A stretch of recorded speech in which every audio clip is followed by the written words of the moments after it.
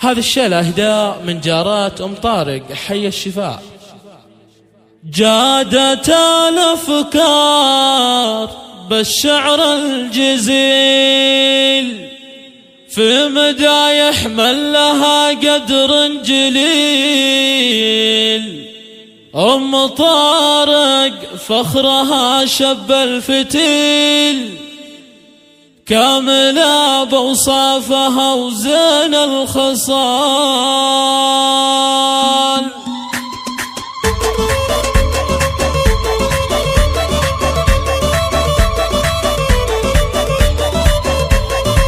جادت الافكار بالشعر الجزيل في مدايح من لها قدر جليل. ام طارق فخرها شب الفتيل كاملة بوصافها وزين الخصال. الله الله ام طارق شيخة من قدها كل جزلة المكارم عندها. بالوفا والطيب تسخر يدها والنعم بالمترفع عز وفعال. ام طارق فضلها زاهي الاثر كاسبة طيب الشهامة والفخر. رسخت اخلاقها احلى السير واصبحت للطايلة مضرب مثال.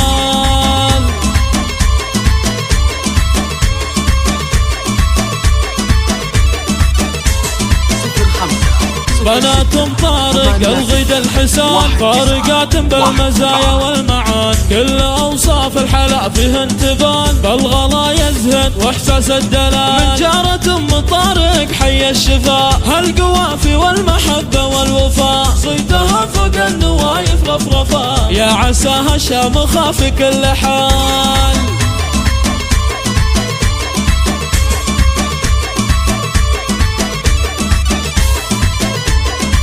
جادت الافكار بالشعر الجزيل في مدايح من لها قدر جليل. ام طارق فخرها شب الفتيل كاملة بوصافها وزين الخصال. الله الله ام طارق شيخة من قدها كل جزلة المكارم عندها. بالوفا والطيب تسخر يدها والنعم بالمترفع عز وفعال. ام طارق فضلها زاهي الاثر كاسبة طيب الشهامة والفخر. رسخت اخلاقها احلى السير واصبحت للطايلة مضرب مثال.